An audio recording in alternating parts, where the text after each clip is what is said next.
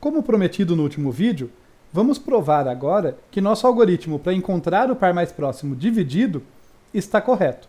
Para situar vocês, o algoritmo que encontra o par mais próximo dividido foi o que a gente acabou de estudar no vídeo anterior. E eu quero argumentar com vocês, antes de entrar na demonstração, por que provar a corretude desse algoritmo, dessa subrotina ali, é chave para que seja correto o nosso algoritmo como um todo, nosso algoritmo recursivo, baseado em divisão e conquista e tal. Se vocês lembrarem, o nosso algoritmo recursivo, ele encontra pares mais próximos ali em 3 momentos diferentes. Ele quebra o problema ao meio, como é típico num algoritmo de divisão e conquista, e daí ele conquista recursivamente, ele busca recursivamente o par mais próximo no subproblema da esquerda, depois ele busca recursivamente o par mais próximo no subproblema da direita, e por fim ele busca o par dividido, o par mais próximo dividido, considerando todos os pontos.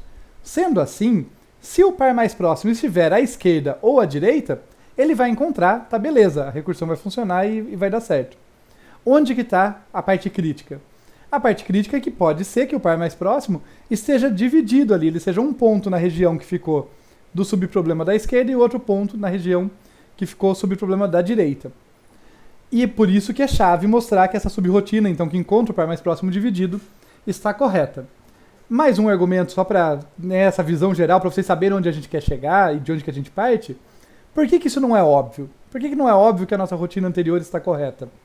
Basicamente, porque a nossa rotina anterior não é uma busca exaustiva sobre os pares mais próximos divididos. Porque ela não testa todos os possíveis. Né? Se vocês lembrarem, para cada par que está lá na região S e Y, né, que a gente definiu, e eu vou recapitular com vocês, mas só falando por cima agora, a gente verifica só os 7 próximos pontos. Né? Então, a gente está olhando de modo bem particular ali, a gente não está olhando para tudo quanto a gente poderia olhar, e isso é não trivial do porquê que esse algoritmo está correto, sendo que ele não olha para todos os pares divididos que existem. Tá? Então esse é o setup, essa é a situação inicial e agora a gente vai começar a fazer a demonstração. E a gente vai começar aqui um primeiro passo formalizando um conceito que eu já tinha apresentado para vocês. Então vamos descrever esse conceito de modo formal no lema 1 aqui. Se 2 pontos P e Q estiverem a menos que delta de distância, lembrando que delta é a distância do par mais próximo não dividido que a gente já encontrou. Né? Então a gente já tem esse conhecimento prévio. Dentre os pontos ali dos subproblemas, que estão totalmente na região à esquerda ou à direita do ponto de corte ali, do x-barra, o par mais próximo tem distância delta. Então, se 2 pontos P e Q estão a menos que delta, quer dizer, eles são um par interessante, vamos chamar assim, porque eles têm ali uma distância menor do que a melhor que eu já encontrei até o momento. Nesse caso, a gente sabe o seguinte, a norma aqui, o módulo de xp menos xq é menor do que delta. Parece uma coisa bem óbvia, né? Mas, como eu falei, vamos começar formalizando esse conceito. Então, o que eu estou dizendo é, se o P e Q e o Q estão a menos do que delta de distância total, isso quer dizer que a norma da diferença da coordenada x deles também está a menos do que delta. E, complementando o lema aqui, o lema diz a mesma coisa a respeito da coordenada y. Yp menos yq, a norma dessa diferença, melhor dizendo, a norma de yp menos yq também é menor do que delta.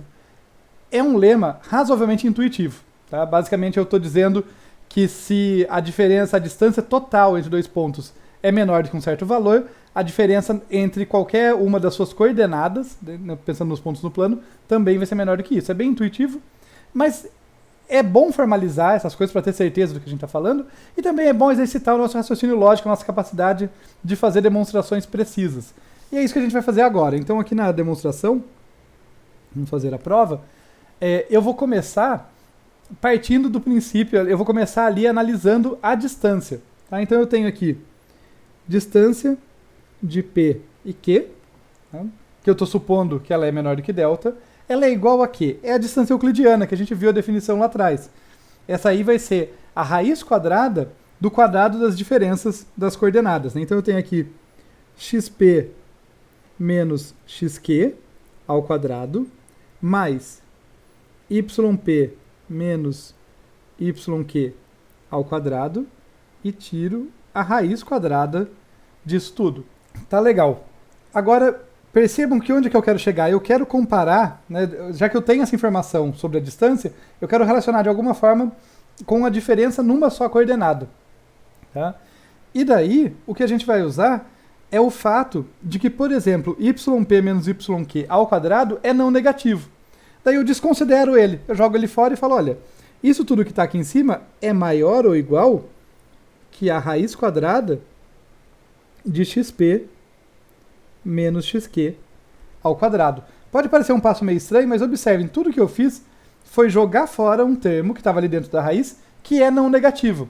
Portanto, o resultado só não pode ter aumentado, né? Quando eu jogo fora uma coisa não negativa, o resultado ali, o que sobrou, tem que ser menor ou igual do que aquilo que eu tinha, né? Ou aquilo que eu tinha é maior ou igual do que o que sobrou. Tá bom? Então, essa desigualdadezinha aqui, ela vale por isso, ela vale, para deixar bem claro aqui, porque yp menos yq ao quadrado é maior ou igual a zero. E é uma propriedade básica que a gente pode concordar, né? Então, esse passo está seguro. E daí a gente tem aqui que a raiz quadrada de um número ao quadrado é igual à sua norma.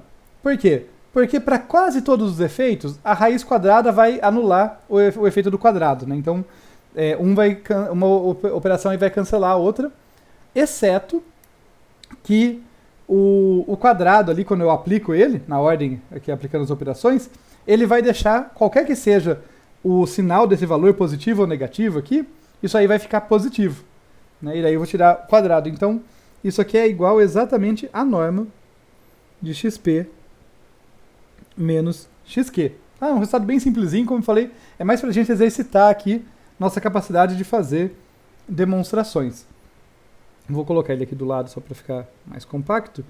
Então vejam o que a gente obteve. A gente mostrou que a distância entre P e Q é sempre maior ou igual do que a diferença da norma de uma das suas coordenadas.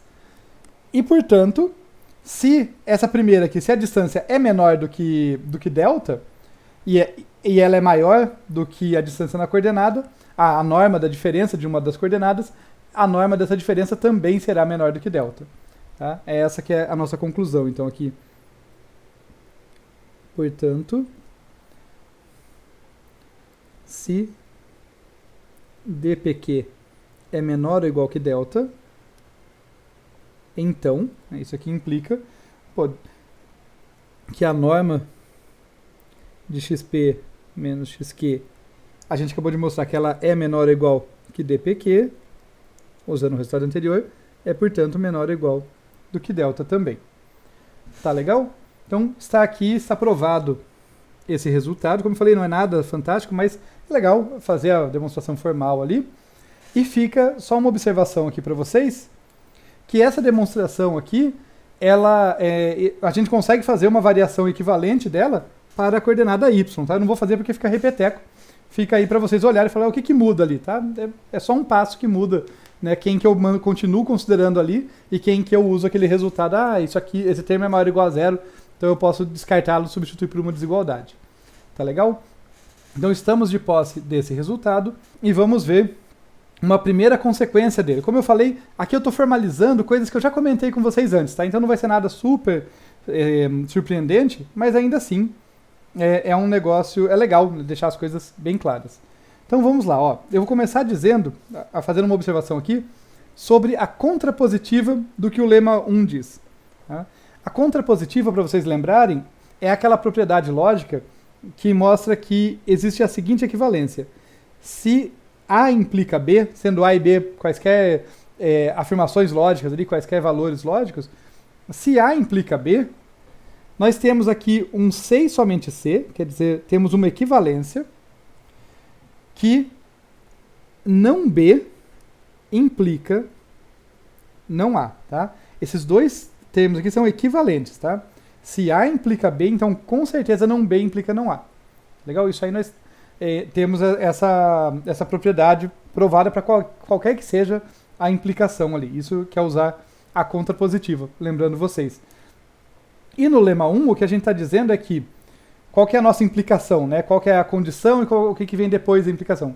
A condição é se P e Q estão a uma distância menor do que delta. Se a distância for menor do que delta, isso implica que a diferença na norma de uma coordenada ali, da coordenada x, por exemplo, é menor do que delta. O que vai ser a contrapositiva disso, então? Se a diferença na norma, ou seja, se xp menos xq, que é a norma disso, for maior do que delta, isso vai implicar, então olha só, eu neguei a segunda parte do lema 1, eu neguei a conclusão, e isso vai implicar a negação da condição. Isso vai significar que a distância de P e Q também é maior do que delta. Tá bom? Então, mas por que eu estou fazendo tudo isso? Por que todo esse alvoroço? Né? Onde que eu quero chegar com isso? Olha só, a gente lembra que qualquer par dividido que tem um ponto aqui fora daquela faixinha x barra menos delta e x barra mais delta, eu vou fazer o desenho para facilitar aqui para a gente enxergar. Então lembre que a gente tinha ali um monte de pontinhos.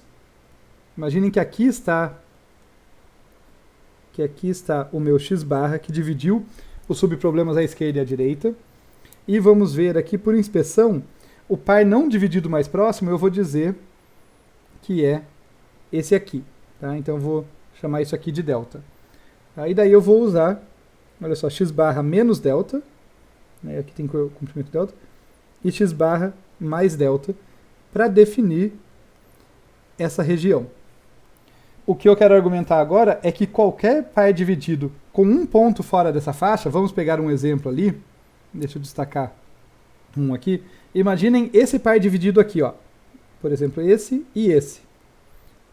Eles têm um ponto até tá dentro, tudo bem, não precisa ter os dois fora, um ponto está dentro e o outro está fora, eles vão ter a diferença em uma coordenada ali, no caso na coordenada x, maior do que delta, né? Porque por definição, se essa faixa aqui tem comprimento delta, se um deles está de um lado do subproblema e o outro está fora da faixa ali, né, esse aqui está fora da faixa, então o que a gente tem é que a distância entre esses dois é com certeza maior do que delta. Essa é a conclusão, usando a contrapositiva do lema 1. Se a diferença numa coordenada é maior do que delta, a diferença da distância é com certeza maior do que delta. E isso justifica para a gente mais formalmente por que eu posso considerar apenas os pontos do subvetor SY lá no algoritmo. Né? Eu fiz a restrição de todos os pontos, na hora de considerar o par dividido mais próximo, eu olhei só para SY, que são os pontos que estão dentro dessa faixa aqui. O motivo por que a gente pôde fazer isso é que a gente não está interessado em qualquer par dividido mais próximo. A gente só está interessado em pares divididos mais próximos, em pares divididos ali que tenham chance de serem mais próximos, que tenham chance de ter valor menor do que delta. Esses aí que tem um pontinho fora da faixa, pelo menos um ponto fora da faixa, com certeza não vão ter distância menor do que delta, então eu nem olho para eles. Tá legal? É por isso então que eu posso focar só no SY lá no algoritmo com tranquilidade. E eu já vou fazer um meia-culpa aqui, que quando eu estava fazendo, eu fiz um desenho parecido com isso na explicação, eu posso ter induzido vocês ao erro, porque quando eu falei de pares que estavam fora dessa faixa, eu desenhei um parzinho que ambos os elementos estavam fora da faixa. Como eu quis deixar claro agora, não é necessário, pode ser apenas um, tá? Pode ser que um pontinho está dentro e o outro está fora, tá legal? O ponto o importante de entender aqui é, se eu tiver um pontinho dentro da faixa, mas o outro está fora lá do outro lado, esse é um par dividido com distância maior do que delta, com certeza. E só formalizando aqui, né, isso por quê? Porque, como a gente disse, ele está separado, esse par vai estar separado por uma faixa de largura delta. Então, esse par não pode estar a uma distância menor do que delta, usando a contrapositiva. Tá legal? Então, com isso, a gente tem o lema 1, que a gente já formalizou, provou ali, demonstrou, e o uso dele para garantir que a gente pode focar só no SY, só nos pontos que estão nessa faixa. Vou procurar par dividido só aí. Na sequência, a gente vai encarar a parte principal lá, a confusão principal do algoritmo, que é por que eu posso olhar só para alguns pontos, né? Por que eu não preciso olhar para todos os pares divididos, para todas as combinações 2 a 2 ali dos pontos que estão dentro do SY.